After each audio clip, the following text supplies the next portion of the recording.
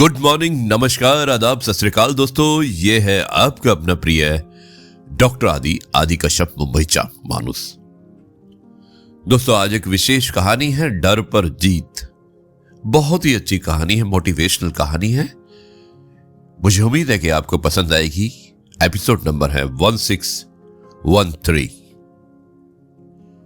आपका ज्यादा समय नहीं लूंगा, शुरुआत करता हूं इस कहानी की कुछ इस प्रकार। सुमित और रोहित लद्दाख के एक छोटे से गांव में रहते थे।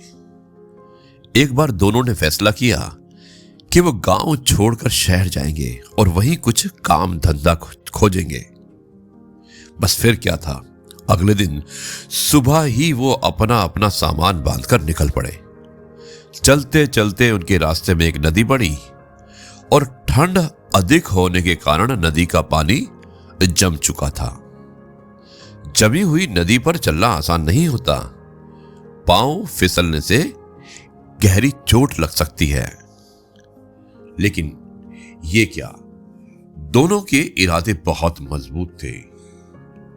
दोनों ने फैसला किया कि आज हम इस नदी को पार करके ही छोड़ेंगे।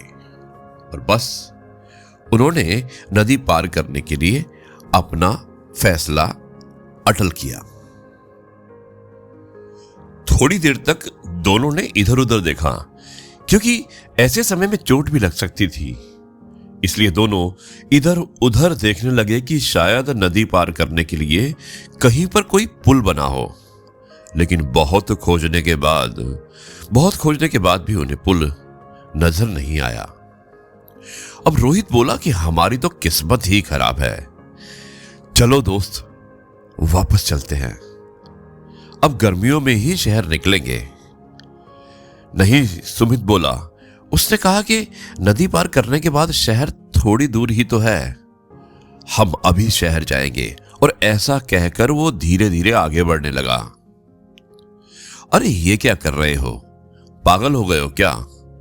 गिर जाओगे तुम, रोहित चिल्लाते हुए बोल ही रहा था कि सुमित पैर फिसलने के कारण गिर पड़ा। कहा था ना मत जाओ। अब रोहित और झिल्ला चुका था। सुमित ने कोई जवाब नहीं दिया और उठकर फिर आगे बढ़ने लगा। 1, 2, 3, 4 और 5वें कदम पर वो फिर से गिर पड़ा। रोहित लगातार उसे मना करता रहा, मत जाओ, आगे मत बढ़ो, गिर जाओगे, चोट लग जाएगी। लेकिन सुमित था कि उसकी कोई बात मानने को तैयार ही नहीं था। वो आगे बढ़ता चला गया। वो शुरू में 2-3 बार गिरा जरूर, लेकिन जल्द ही उसने बर्फ पर सावधानी से चलना सीख लिया और देखते ही देखते नदी पार कर गया। दूसरी तरफ पहुंचकर सुमित बोला, देखा, मैंने नदी पार कर ली, अब तुम्हारी बारी है। नहीं, मैं यहां पर ही सुरक्षित हूं। लेकिन तुमने तो शहर जाने का निश्चय किया था। अरे मैं ये नहीं कर सकता। नहीं कर सकते या करना नहीं चाहते?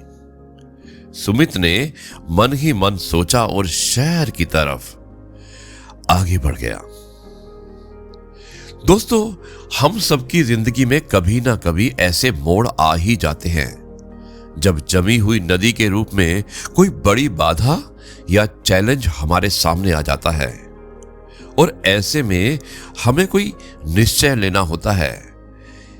तब हम क्या खतरा उठाने का निश्चय कर सकते हैं और तमाम मुश्किलों, डर और असफलता के भय के बावजूद नदी पार करते हैं?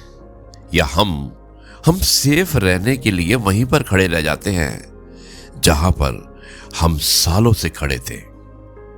जहां तक दुनिया के सफल लोगों का सवाल है, वो रिस्क लेते हैं। अगर आप नहीं लेते तो हो सकता है कि आज आप बिल्कुल सुरक्षित हो, आपके शरीर पर एक भी घाव ना हो। लेकिन जब आप अपने भीतर झांकेंगे तो आपको अपने अंदर जरूर कुछ ऐसे जख्म दिख जाएंगे जो आपको आपके द्वारा अपने सपनों को पूरा करने के लिए प्रयास ना करने के कारण आज भी हरे हो जाएंगे। दोस्तों, पंछी सबसे ज्यादा सुरक्षित एक पिंजड़े में होता है, लेकिन क्या वो इसलिए बना है, या फिर वो आकाश की ऊंचाइयों को चूमने और आजाद घूमने के लिए दुनिया में आया है? फैसला आपका है। आप पिंजड़े का पंछी बनकर रहना चाहते हैं या खुले आकाश में घूमना चाहते हैं? दोस्तों, ये थी कहानी। मुझे उम्मीद है कि कहानी आपको अवश्य पसंद आई होगी। अब मैं इस कार्यक्रम को यहीं पर समाप्त करता हूं। कल आपसे एक बार फिर से मुलाकात होगी। लेता हूं एक छोटा सा ब्रेक और आपसे कहता हूं, जय गुरु जी, शुक्राना गुरु जी।